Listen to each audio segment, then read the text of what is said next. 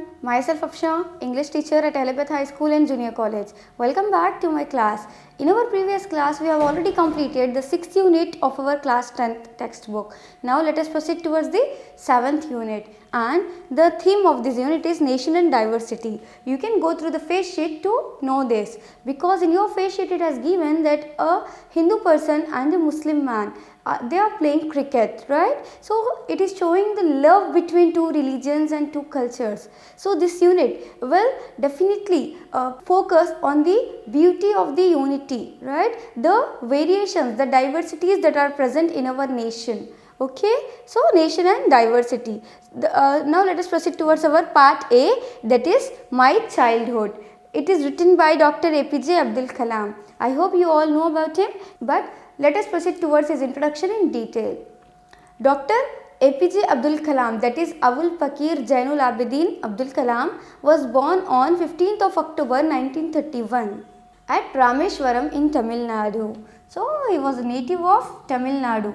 He was responsible for the evolution of ISRO's launch vehicle program, particularly the PSLV configuration, and for the development of operationalization of AGNI and Prithvi missiles, that is Agni and Prithvi missiles, and for building indigenous capability in critical technologies through networking of multiple institutions. So he was the employee of ISRO, we can say. He was related to ISRO, that is International Space Research Organization. Okay, so he was related to that, and he was involved in the development of Agni and Prithvi missiles.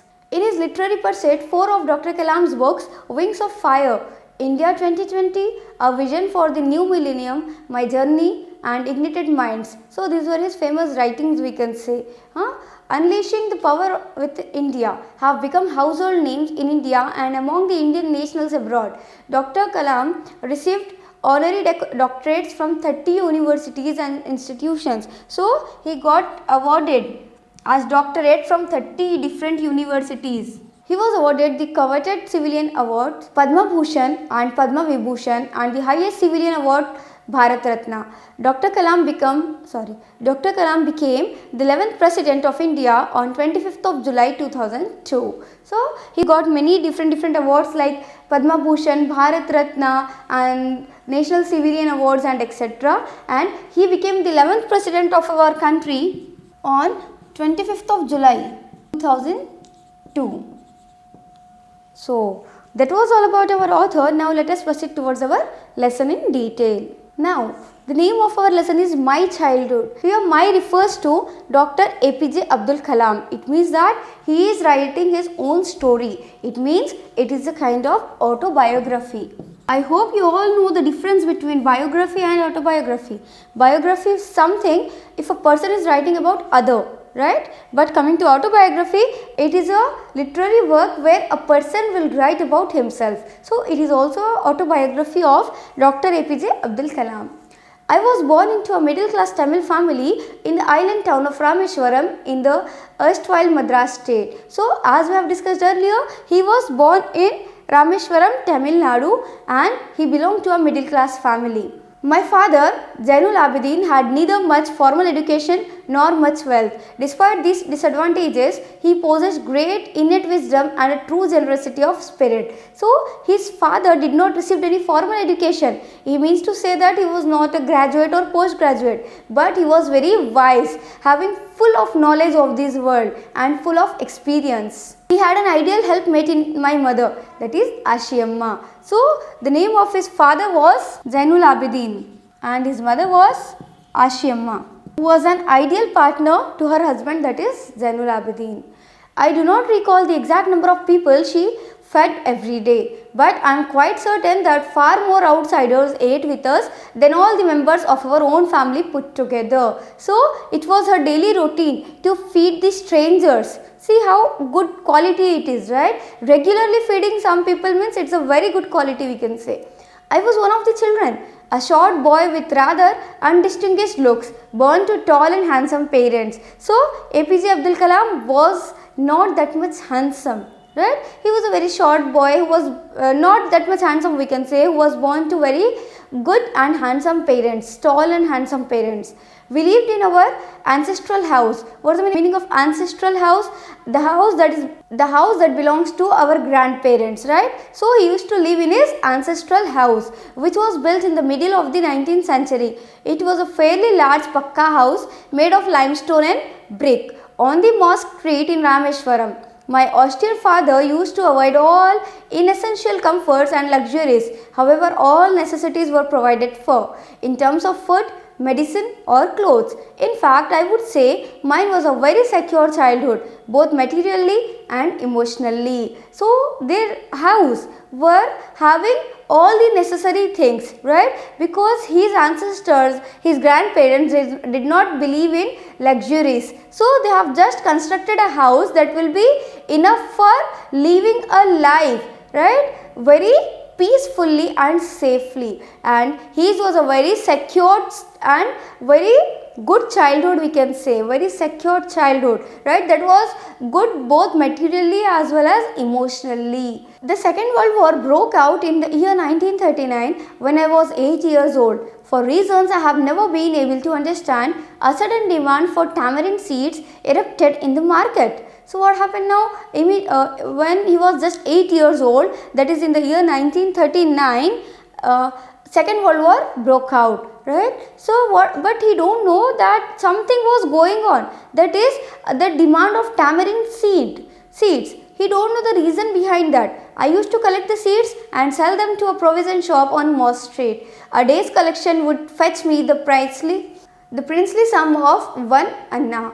My brother-in-law Jalaluddin would tell me stories about the war, which I would later attempt to trace the headlines in Dinamani. So what he is saying here, so on seeing that there was a demand of tamarind seeds, he started collecting those seeds and selling them, and per day he used to earn some amount for that. And regularly his brother-in-law used to tell him the stories of the war that is going on, right? And the next day he used to read those stories in the headlines of Dinamani, that is a kind of newspaper. Our area, being isolated, was completely unaffected by the war, but soon India was forced to join the Allied forces and something like a state of emergency was declared. The first casualty came in the form of suspension of the train halt at Rameshwaram station. The newspapers now had to be bundled and thrown out from the moving train on the Rameshwaram road between Rameshwaram and Dhanuskodi. So what happened? At first their area was unaffected from the war as they were living in an isolated place, but later on they were also forced to join the war actually, because it was a kind of emergency movement that has been declared over there. Even the trains were not permitted to stop at the stations, so newspapers were thrown out from the moving trains itself.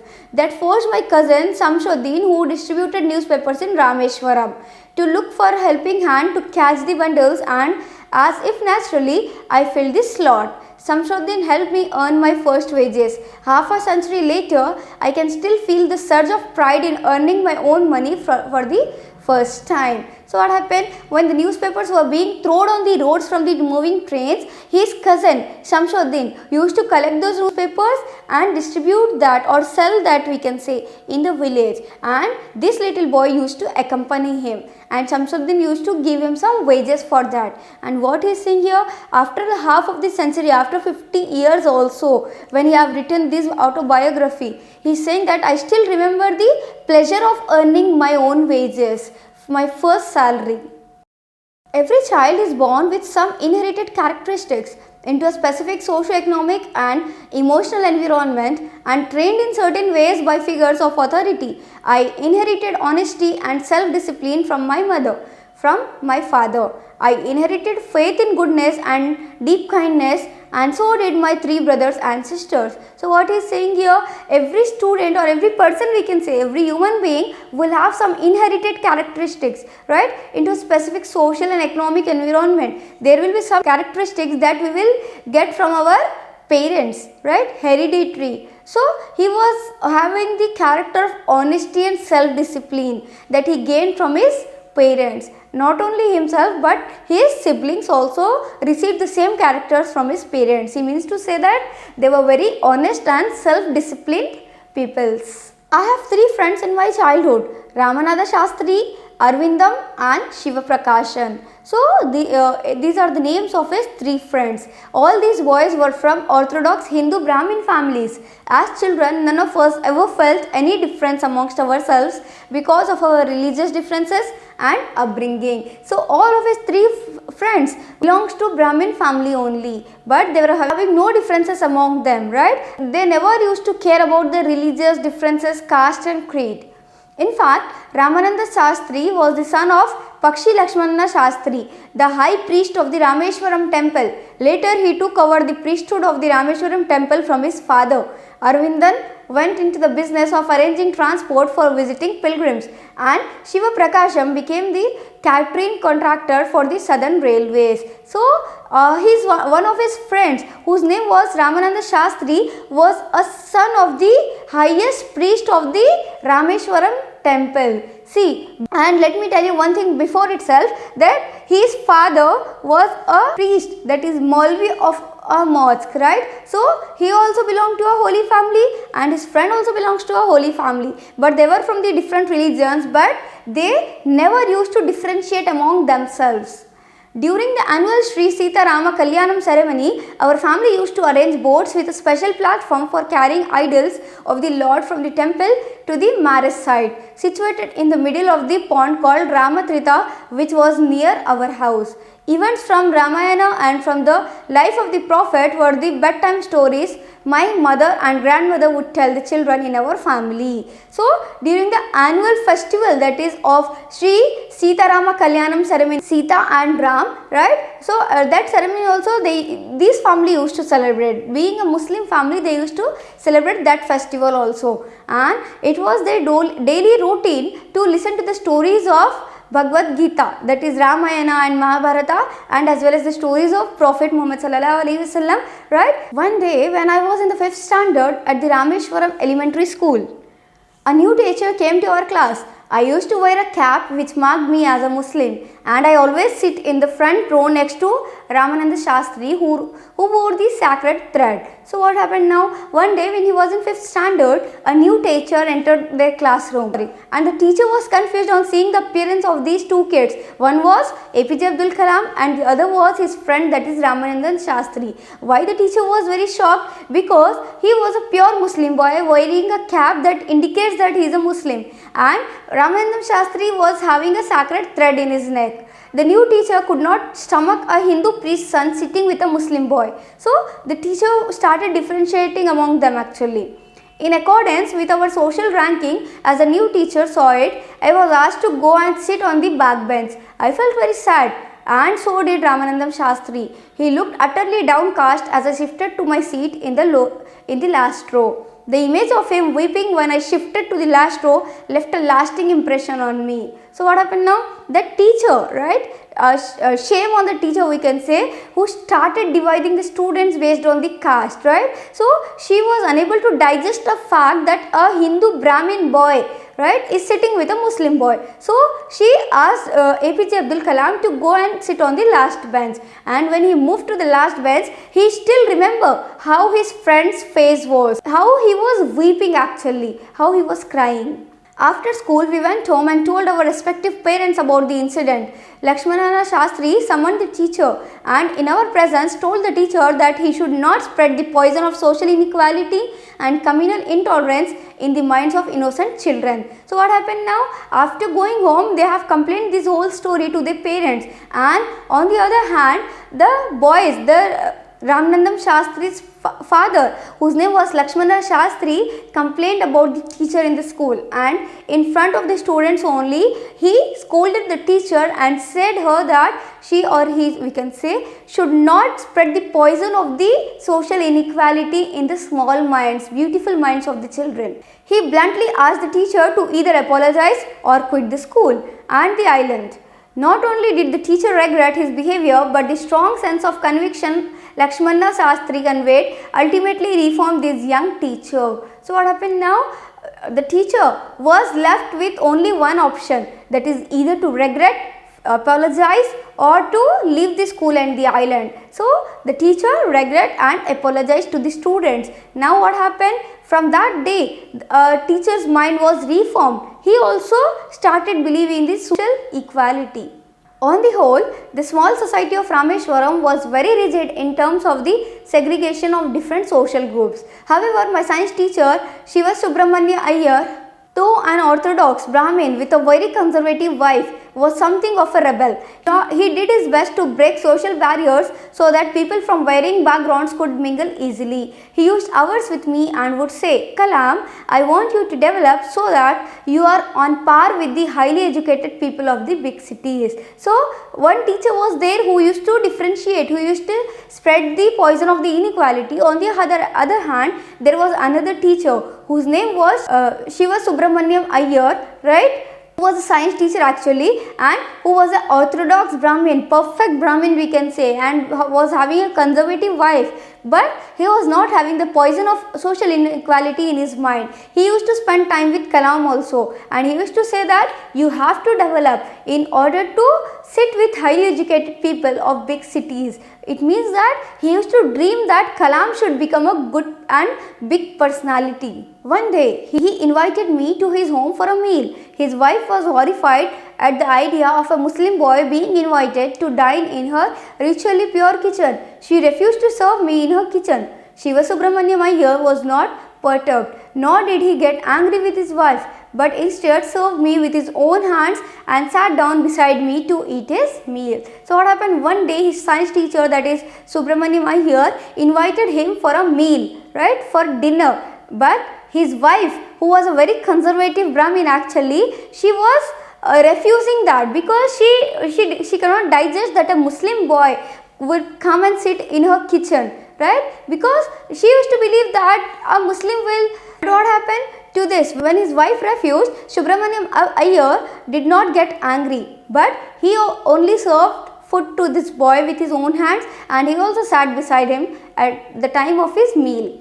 His wife watched us from behind that kitchen door. I wondered whether she had observed any difference in the way I ate rice, drank water, or cleaned the floor after the meal. When I was leaving his house, Shiva Subramaniam Iyer invited me to join him for dinner again the next weekend. Observing my hesitation, he told not to get upset, saying, once you decide to change the system, such problems have to be confronted. When I visited his house the next week, Shiva Subramaniam Iyer's wife took me inside her kitchen and served me food with her own hands. So what happened? When they were having meals, his wife, Subramaniam's wife we can say, was only watching from the kitchen door, and this boy APJ Abdul Kalam is saying that I did not know that whether she found any difference in the way I ate and the way they used to eat, right? So she was just observing them, and when he was leaving, APJ Abdul Kalam was leaving from their house, again his science teacher, that is Shiva Subramaniam Iyer, invited this boy to come for the dinner next week also. But this boy was very hesitated because he was thinking about Shiva Subramaniam's wife. But what was his teacher's reply? When we are planning to change the society, we have to face all these things. Then only we can become successful. Again, when he visited their house the next week, what happened? Shiva Subramaniam's wife only opened the door, welcomed this boy, and she only took him to the kitchen and served food with her own hands. See the difference, see the change, how it took place actually. It was a very beautiful change that took place in his life. Then the Second World War was over and India's freedom was imminent. Indians will build their own India, declared Gandhiji. The whole country was filled with an unprecedented optimism. I asked my father for permission to leave Rameshwaram and study at the district headquarters in Ramantapuram. So now finally the Second World War was over. Now Gandhiji declared that we are going to build our own India. Now we are free, he means to say that actually. And the whole country was filled with happiness. The joy was there on everyone's faces. And now he asked his father, Zainul Abidin, right, that he wants to leave this area Rameshwaram and want to go to Ramantapuram, continue his studies. He told me as if thinking aloud, Abul, I know you have to go away to grow. Does the seagull not fly across the sun alone and without a nest? He quoted Khalil Gibran to my hesitant mother. Your children are not your children. They are the sons and daughters of life's longing for itself. They come through you but not from you. You may give them your love but not your thoughts, for they have their own thoughts. So what happened now? When he asked for the permission to leave Rameshwaram and move to Ramantapuram, his father immediately accepted that, and he showed his beautiful thoughts. He shared his beautiful thoughts with his son and his wife.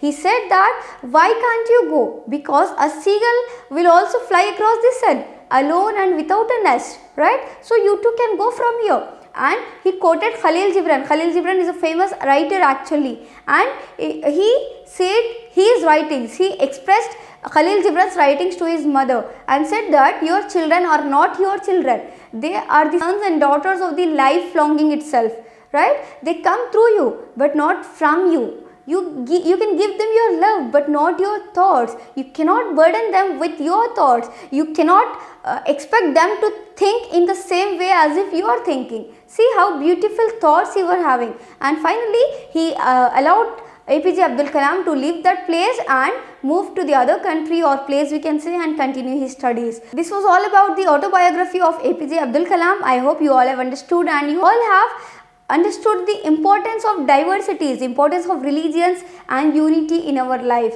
I hope you will not differentiate one another based on religion, caste, creed, height, gender and etc. So let us continue in our next class. Thank you.